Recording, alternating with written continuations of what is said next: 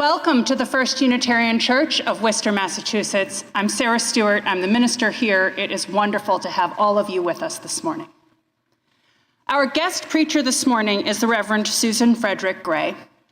Susan was the 9th president of the Unitarian Universalist Association. Her term ended this past June, and the first woman elected to the position. Prior to serving as president, she served in parish ministry with congregations in Phoenix, Arizona, Youngstown, Ohio, Nashville, Tennessee, and here in Winchester, Massachusetts. She has been a dear friend of mine since we were students together at Harvard Divinity School, and before then, going all the way back to our participation in the Continental Unitarian Universalist Youth Group when we were both in high school. I am so happy to have her back in our pulpit today. Susan and I are leading worship this morning with our Director of Faith Development, Samantha Namath, our Director of Music, Allegra Martin, our Assistant Director of Music, James Haupt, and broadcast techs, Eugene Rossi and Joy Tartaglia. Our Assistant Director of Faith Development, Abigail Hannaford-Riccardi, is with our neighboring faith students worshiping at the Quaker meeting this morning. Karen Riley is our head usher. Here at First Unitarian Church, we strive in loving fellowship to honor the sacred, connect with each other, and serve justice. We are a welcoming congregation.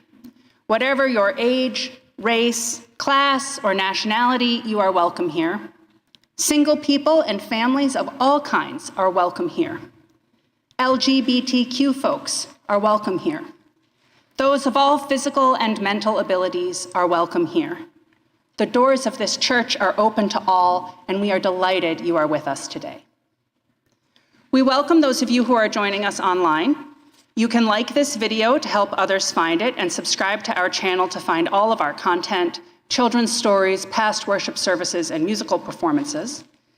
To learn more about all we do together as a church, you can go to firstunitarian.com and click subscribe to our newsletter at the bottom of any page. And if you're in the Worcester area, I invite you to join us for worship and fellowship every Sunday morning at 10:30. Everyone is welcome to a social hour in the church parlor after the service. If you are a newcomer, please stop by the welcome table on this side of the church parlor. We have a gift bag for you. There are volunteers who can answer questions, and you can also sign up for our newsletter there. And you get to the church parlor through either of these doors at the front of the sanctuary. This door on my left is the accessible entrance. There are announcements in your order of service, and I have a few additional announcements this morning. I am so grateful to our Buildings and Grounds team for altering pews on this side of the sanctuary to create more wheelchair seating in our sanctuary. I believe that we are going to do the same on the other side, yes. I especially want to thank Phil Bolduc, who's the chair of that committee, Charlie Hopkins, and Paul Popenchok for their work on this project. Anybody else, Phil, who I should thank? I got everybody. Anyway, I am just delighted with how quickly this came together, how beautiful it looks, and this additional step towards our welcome as a congregation. So thank you to that team. Yes.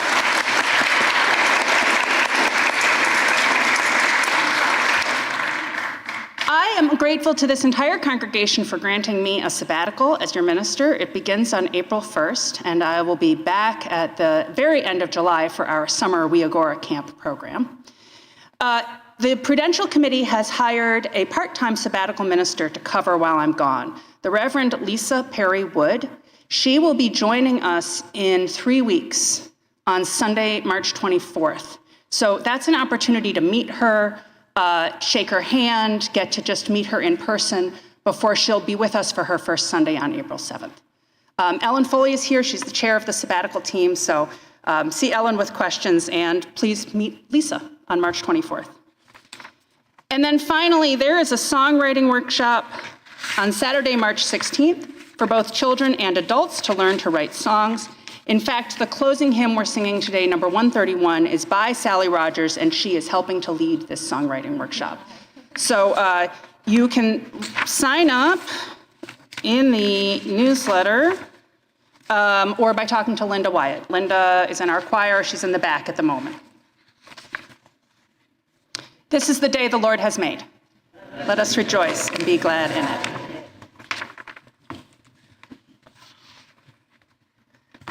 Good morning, First Unitarian Church. I just want to say what a delight it is to be with all of you on this beautiful Sunday morning, and just give my gratitude to your incredible minister, the Reverend Sarah Stewart, who is indeed a good friend and dear colleague. It is good to worship with you all this morning. Our call to worship is adapted from words by the Reverend Kathleen McTeague. We come together this morning to remind one another to rest on the forming edge of our lives, to resist the headlong tumble into the next moment until we claim for ourselves awareness and gratitude. This is a community of laughter and hope. This is a community of welcome and praise. This is a community of love and of power, and it is good to be together.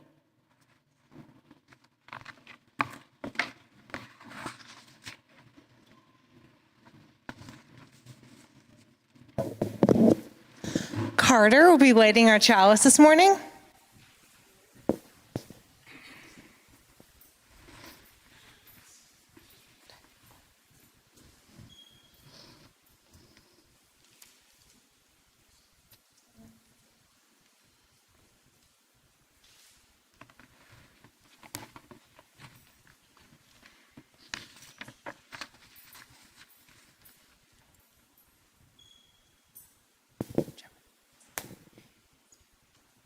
The spirit of love. We light this chalice. Please rise in body or spirit to renew the covenant of our church with the words printed in your order of service or appearing on your screen. In the love of truth and in the spirit of Jesus, we unite for the worship of God and the service of all.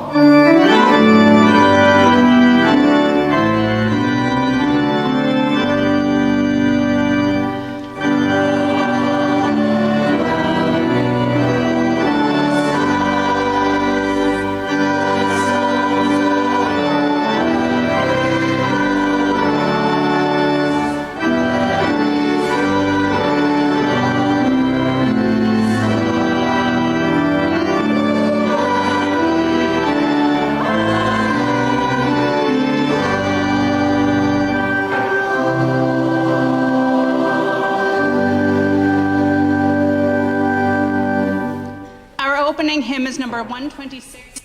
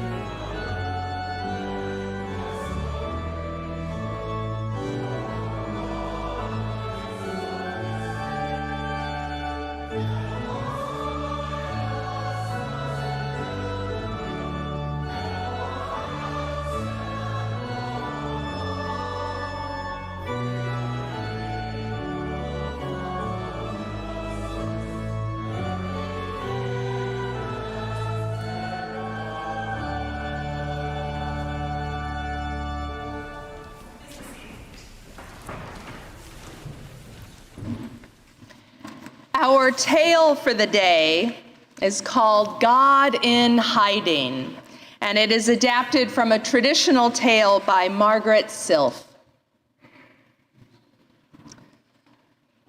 A legend says that at the beginning of time, God resolved to hide God's self somewhere within creation.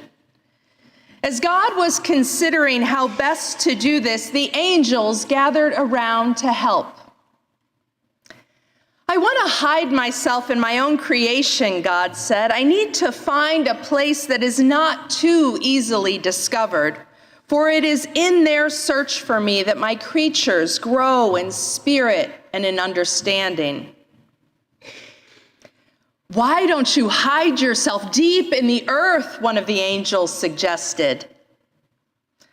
God pondered this for a moment and then replied, "No, it will not be too long before they learn how to mine the earth and discover all the treasures it contains. They will find me too quickly, and they will not have enough time to have done their own growing." "Why don't you hide yourself on the moon?" said the second angel. God gave this some more thought, but then replied, "No, it will take them a little longer, sure, but eventually they will learn to fly through space. They will arrive at the moon and explore its secrets, and they will find me too soon, before they have had enough time to do their own growing." The angels were at a loss to suggest any more hiding places, and there was a long silence. "I know," piped up one angel finally. "Why don't you hide yourself within their own hearts? They'll never think to look there."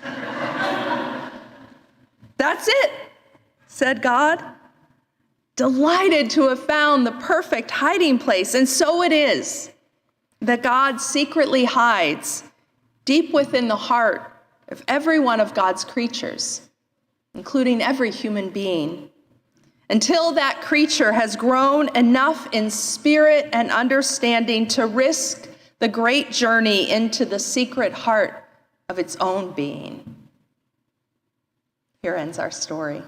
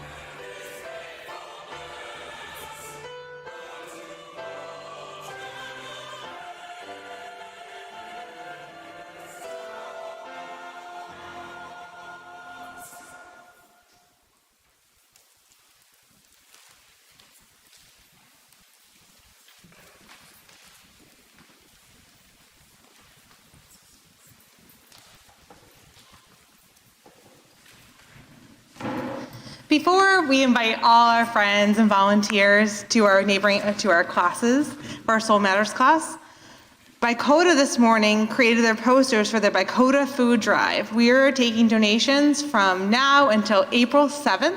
So the posters are throughout the dining hall. You can see what they're looking for, what they need. And that is for the Cardi Food Cupboard at our neighbor church, Wesley Church, right across the street. Also on March 24th, YRU2, our high school youth group, is holding a Palm Sunday pancake luncheon. So we're taking donations. YRU2 is looking to spruce up their youth room and to make it their own.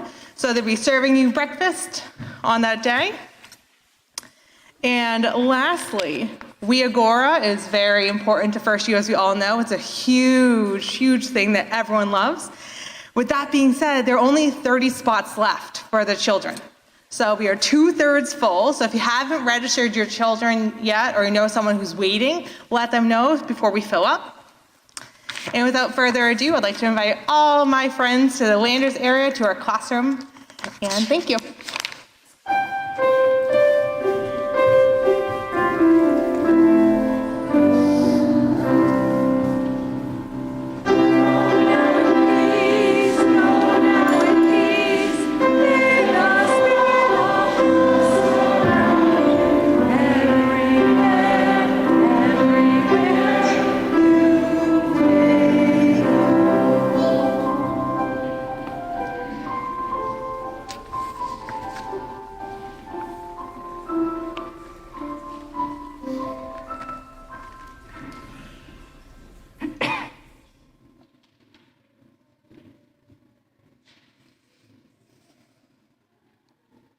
In these days and in our lives, joy and sorrow are woven fine.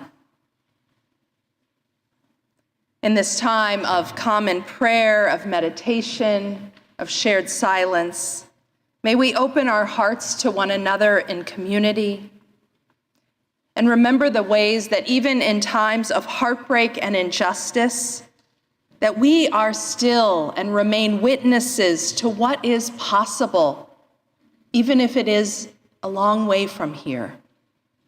That we are active participants in nurturing more love and more justice into our lives, into our communities, and into our world.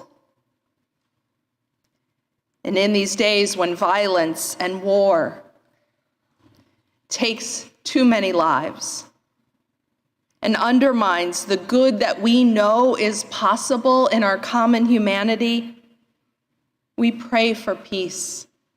We pray for peace and justice, and we seek ways to bring about wholeness and reconciliation. In these days when we witness so much being destroyed and know that so much needs to be reimagined, may we find strength in the words of our common prayer.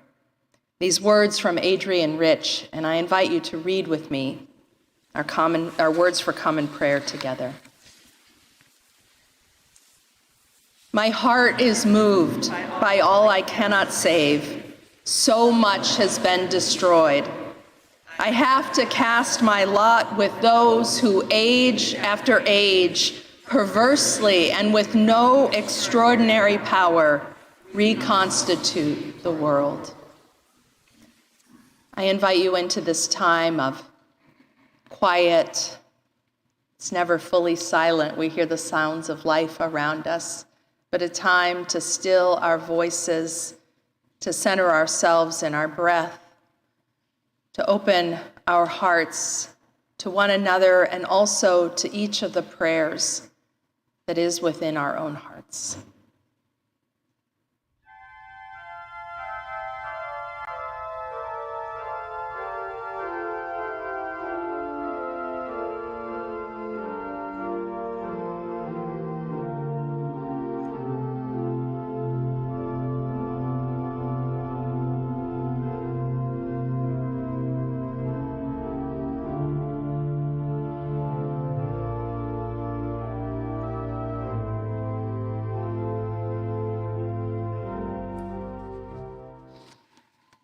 In this time of prayer and meditation, we share the joys and sorrows of our church with one another.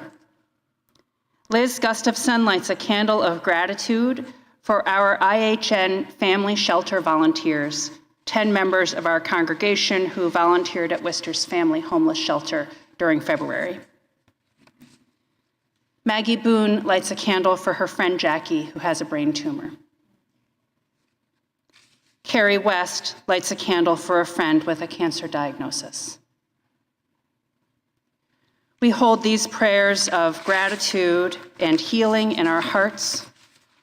We know there are those joys and sorrows which go unspoken among us, and so we hold one another in compassion as we say the responsive prayer from 1 John, printed on the insert in your order of service and appearing on your screen. Beloved, let us love one another, because love is from God. Everyone who loves is born of God and knows God. Whoever does not love does not know God, for God is love. Beloved, since God loved us so much, we also ought to love one another. No one has ever seen God. If we love one another, God lives in us, and God's love is perfected in us. God is love, and those who abide in love abide in God, and God abides in them. Love has been perfected among us in this, that we may have boldness on the day of judgment, because as God is, so are we in this world. There is no fear in love, but perfect love casts out fear, for fear has to do with punishment. We love because God first loved us. Those who say, I love God, and hate their siblings are liars. For those who do not love a sibling whom they have seen cannot love God whom they have not seen. The commandment we have from God is this: those who love God must love their siblings also. Amen. Our ministries at First Unitarian Church thrive because of your support. In the past few weeks, Buildings and Grounds volunteers altered our pews to create more seating for wheelchair users in our sanctuary. Our children's choir joined together with our adult choir last Sunday during our multi-generational worship service. And members of our YRU2 senior high youth group worked on cleaning the youth room in preparation of redecorating. All of this is made possible by your support. The ushers will receive this morning's offering, or you may scan the QR code in the order of service. If you're online, you can text the number on your screen or go to firstunitarian.com and click Give Online at the top of any page. I invite your generous contributions for the good work of First Unitarian Church.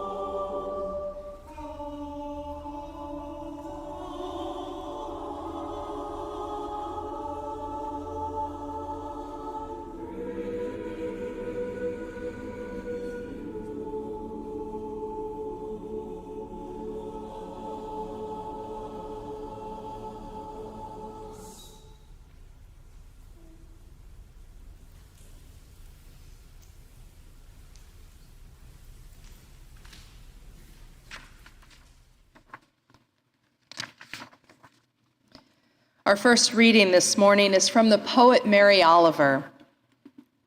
This is called Messenger. My work is loving the world. Here the sunflowers, there the hummingbird, equal seekers of sweetness. Here the quickening yeast, there the blue plums. Here the clam deep in the speckled sand. Are my boots old? Is my coat torn? Am I no longer young and still not half perfect?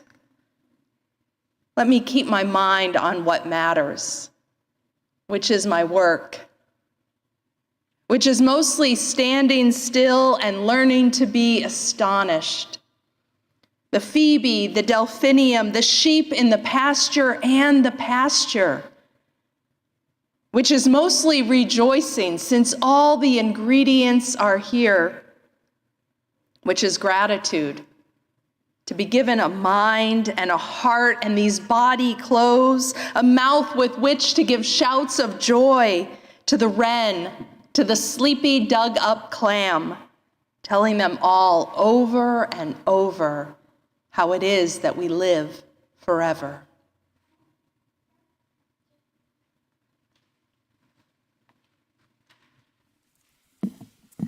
Just a word about this next piece. It was one of Dr. Reverend Martin Luther King Jr.'s favorite songs, together with Precious Lord.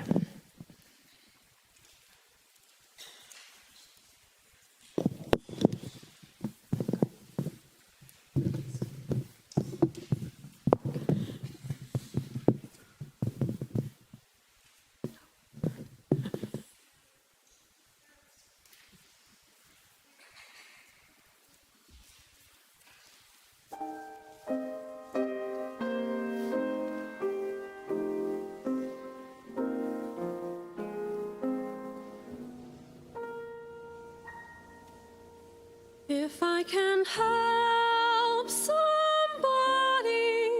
as I pass along, if I can cheer somebody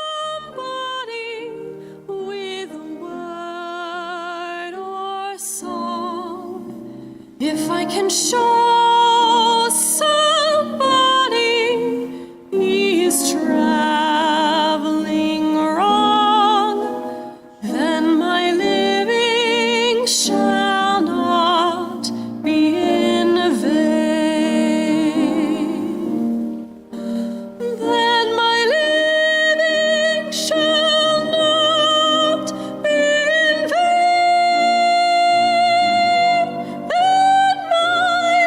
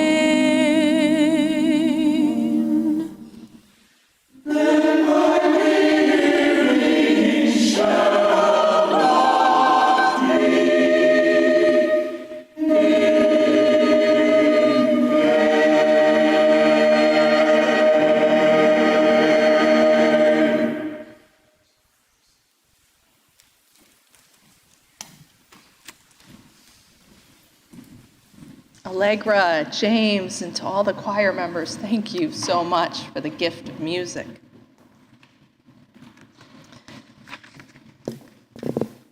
Our second reading is from the Reverend Dr. Martin Luther King, Jr. It's one of my favorites. It comes from his book, The Strength to Love, in a sermon called When the Knock Comes at Midnight. And in this reading, he articulates and challenges us around the critical role of the church. King writes,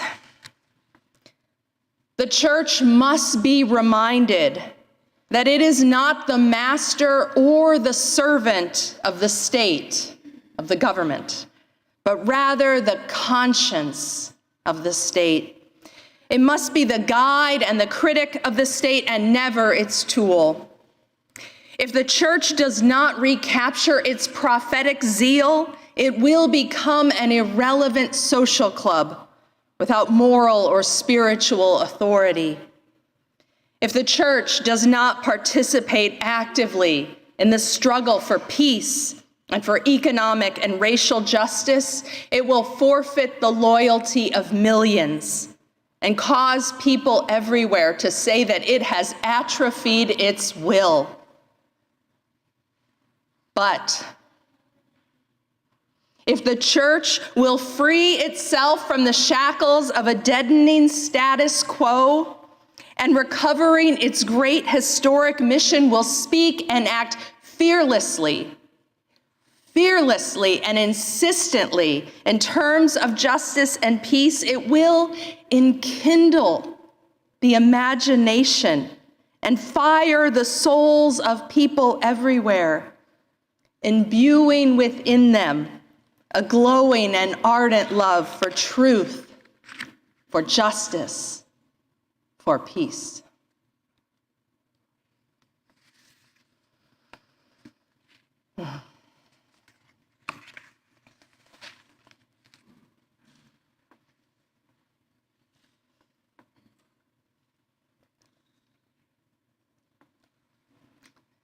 When I was very new to the ministry, I heard the story of a minister who was retiring after a long and successful ministry with a congregation. And so for his final sermon, the congregation asked him to share his ultimate theology, a summation of all he had learned through his long ministry, all he had come to know about the nature of humanity, the nature of God, and the meaning of life itself. And on the Sunday he was to give this message, he stepped into the pulpit and he said, "Love. Love. Love. Love. Love. Love." And he smiled at the congregation and he took his seat. I suppose I could end my sermon here. We've heard the word. We could all sing the Beatles, "Love is all you need." Call it a good Sunday. But if you will, let's dive a little bit more deeply into this love that the minister mentions. What is love in a theological and a religious context? And what does love ask of us? Love is a foundational value in Unitarian Universalism. It's also a central value among progressive religious people and denominations across faith traditions. And this centrality of love has something to do with that God in hiding story that we shared earlier about God hiding a piece of God's self in creation. Now, there's nothing new about that story. And in fact, a version of that same story has been told again and again throughout human history, and across the world. We hear it echo even in our own Unitarian Universalist tradition. So in 1828, the Reverend William Ellery Channing, who gave the name Unitarian to our emerging liberal theological tradition, rejected the Calvinist notion of the depravity of humanity in favor of what he called a likeness to God that was implanted as a gift within each human being. Channing said that to the extent that we nurture and develop this gift, that it would grow brighter and fuller in our lives and within humanity overall.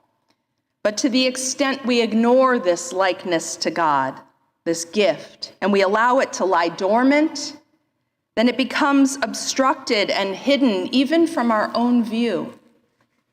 And to the extent that we allow it to be overtaken by passions and appetites such as greed or selfishness or violence, Channing wrote, this image of God in man may seem wholly destroyed. That things such as greed and violence seem to destroy that innate likeness within us. Now, while radical in his own time in 1828, when Channing wrote that sermon, Likeness to God, and in the context of Puritan New England, Channing's idea about a piece of God being a gift being imparted into humanity was not new. It was echoed in a lesson a Jewish rabbi nearly 2,000 years earlier taught. Jesus cautioned his disciples to be wary of the people who said, "Look, the kingdom is there," or "Look, the kingdom is there." For in fact, Jesus said, the kingdom is within you and among you. This sounds pretty close to that God in hiding story, and yet it takes it one step further, suggesting that the idea of heaven, of some hoped-for future, is not something far off, but that the capacity to create justice and peace, the conditions of justice and peace of the kingdom, are already here within us and among us, if we will only nurture them. But guess what? Jesus was borrowing inspiration too. In the Jewish story of creation in Genesis, we are told that God imparts life into humanity by breathing into the nostrils of man. Ruah, breathing in the spirit of life to humanity. And during a seminary course on Sufism, a mystical tradition within Islam, our professor would often quote the verse from the Quran that says, God is as close to us as the main artery in our necks. We call it the carotid artery or the jugular, right? The Quran says God is as close to us as this vein that brings life-saving blood from our heart to our brain. That's a powerful image of proximity and presence. Even in our own Unitarian Universalist tradition, we sometimes speak of our chalice flame as a reminder of the divine spark that burns within every human being. This echoes the Hindu understanding of namaste. The divine light in me greets the divine light in you. As well as in Buddhism, which teaches that every human being has within them the Buddha nature, the capacity for goodness, for wisdom, for awakening. And then, even from a purely scientific perspective, right, we have our explanation for the creation of the world, the Big Bang, and we know that the spark of the universe, the iron of star explosions billions of years ago, is the very iron that courses through each and every one of our veins today. We are not isolated individuals. We are connected deeply to the beginnings of creation. And so all of these stories and explanations and metaphors, they all point to a truth, that there is a deep connection, a resonance, a beauty, a goodness that each of us has within us and shares with all of life. So however we tell the story, however we understand the fundamental interconnection of life and the capacity for goodness, it animates our religious imaginations towards love. It animates the religious imaginations of religious progressives across faith traditions towards love. It is the theological foundation, love is the theological foundation that inspires our commitment as Unitarian Universalists to the inherent worth and dignity of all people, and our commitment to justice so that all may live and flourish with dignity, with equity, and in peace. And it's why our early Universalist forebears knew that there was no separation within humanity between the worthy and the unworthy, the saved and the depraved, that we were all one, a part of the fundamental wholeness and goodness of creation. And while I am proud, so proud, and feel blessed to be a part of this progressive liberal tradition, it's also true that not every religion holds this worldview, right? And in fact, even in all the faiths of our world, our global religious traditions, there are different denominations, different sects, different interpretations, different pieces of scripture that get looked to more often, right? Many traditions teach that it is heresy, absolute heresy, to say that there is anything divine in humanity, and in fact teach the absolute separation of God and humanity. Other religious teachings that favor the values of authority and obedience and power over love. But within Unitarian Universalism, a tradition with a foundation of love, that recognizes the goodness in every human being, the dignity, the worthiness in every human being. Our work is to continue to nurture, uncover, and feed the capacity for goodness in creation. In other words, our work is to love one another and to love this world. Our readings for this morning from Mary Oliver and Dr. King, two poets and prophets of our tradition. They are not from our tradition, but their words speak to us as you use and are quoted frequently in our congregations. I share them to bring them into conversation with each other, because together they express the fullness of the love that we talk about when we talk about love in our congregations, as well as what it calls us to do.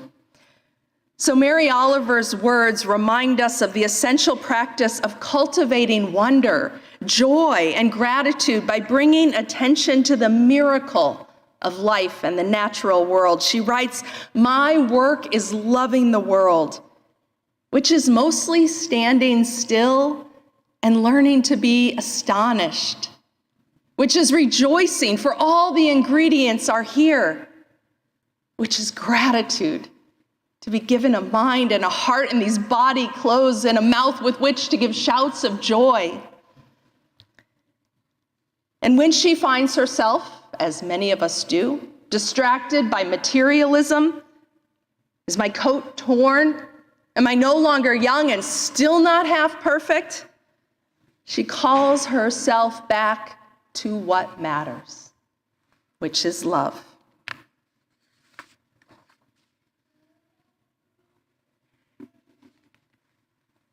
How do you find time in your week, in your days, to nurture and practice the work of loving the world, of being attentive to the miracle, to the gift that is not without suffering, that is not without hardship and heartbreak, and yet still is everywhere, full of beauty? I invite you to find ways to just stand still and pay attention, or to be still and pay attention to the miracle of the sun and the moon, of oxygen, of our lungs to breathe, of our ability to sing and create music. For this practice of learning to be still and be astonished awakens wonder and connection. And that, my friends, wonder and connection, that's a pretty good description of what love feels like when it moves in our heart.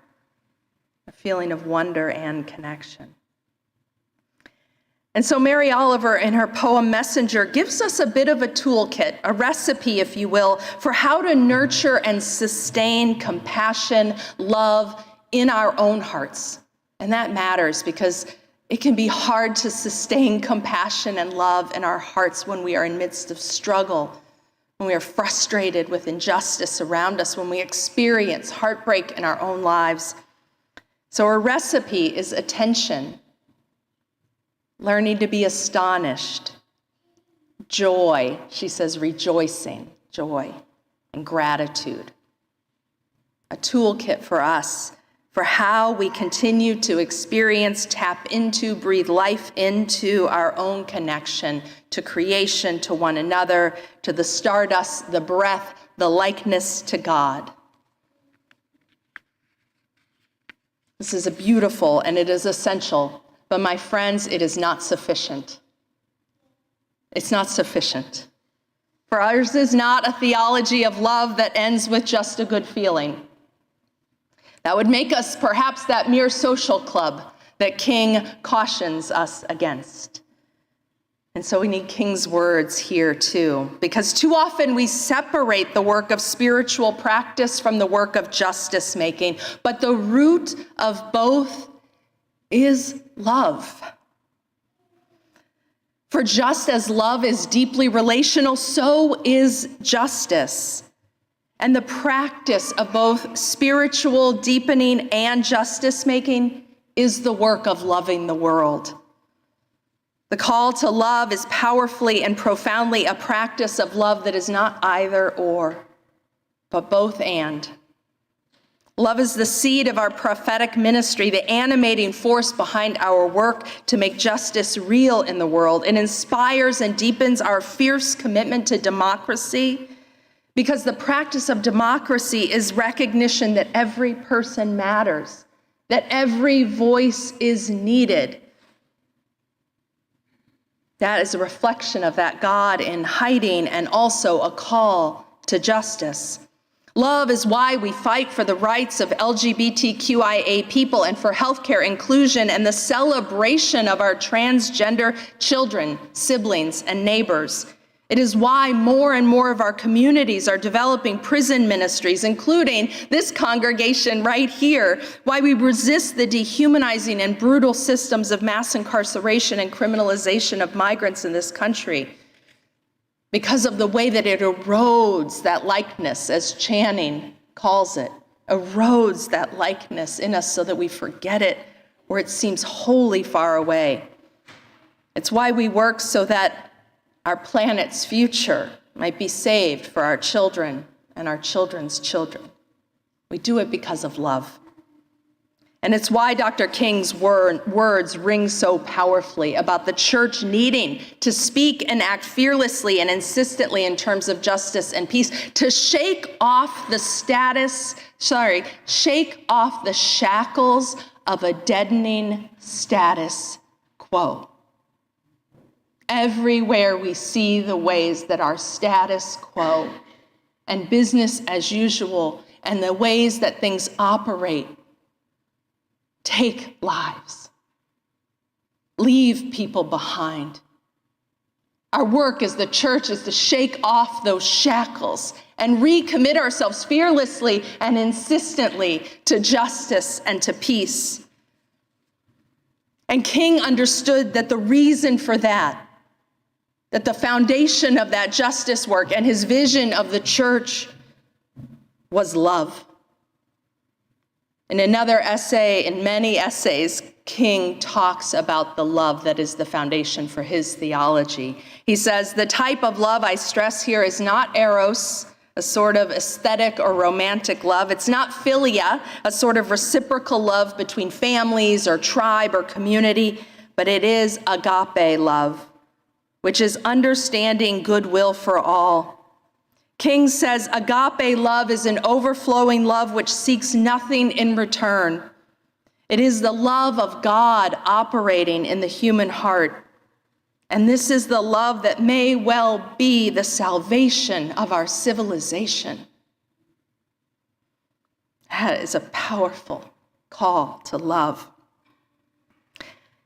And while King distinguishes romantic love, eros, from family love, philia, from agape love, it is also true that the first seeds of our capacity to love our neighbor as ourself are planted in our experiences of love within our family or within our community. And so I'm bringing this all back to our congregations and how we are called to love. Love calls us to embody in our communities a deep and overflowing care and attention for one another, for our children, so that we may continually awaken and stir and grow our capacity for compassion and love, that we might love the world more fully because we have been loved and known love. It matters that our UU congregations are not just intellectually engaging or justice-centered. It matters that within our communities, we cultivate real care and attention for one another in our joys and in our sorrows. It matters that we nurture practices like Mary Oliver describes, that we create places for our children to engage in joy and wonder, and for us as adults to engage in joy and wonder and gratitude. But these practices remind us why life is worth saving. And they feed our ability to continue to act in the broader world. And more than this, love is what allows our justice work to be fundamentally life-giving and affirming. Too often, justice work can grow judgmental and bitter, and I personally wrestle in my own days with despair and see myself returning anger for anger, and more often disdain for disdain.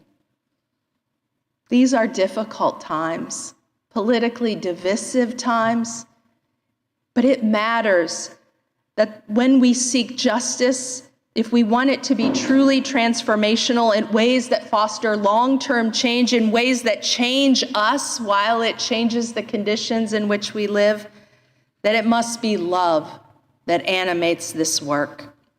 An unconditional love and affirmation for life. For we cannot fundamentally reorient our world around structures that chooses between winners and losers, worthy and unworthy, unless we do so from a place of love. Love. Love. Love. Love. Love. As the story of the wise pastor reminds us, the sum of all known theology, the first and the last, is love. May our practices ensure that the fire in our souls burns as passionately for wisdom and love as it does for justice and action. May love be the first and the last and the sum and the essence of how we organize, how we build, how we heal, how we give, and how we live. May it be so. May it be so. I invite you, as you are able, to rise in body,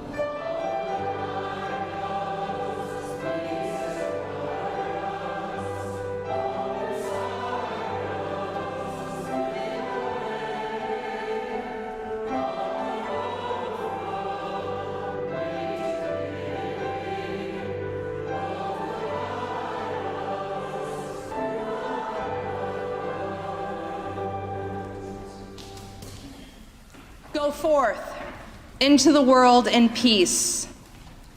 Be of good courage. Hold fast that which is good. Render to no one evil for evil. Strengthen the faint-hearted. Support the weak. Help the afflicted. Honor everyone. Love and serve the holy, rejoicing in the power of the Spirit forever. Amen. I invite you to be seated for the postlude.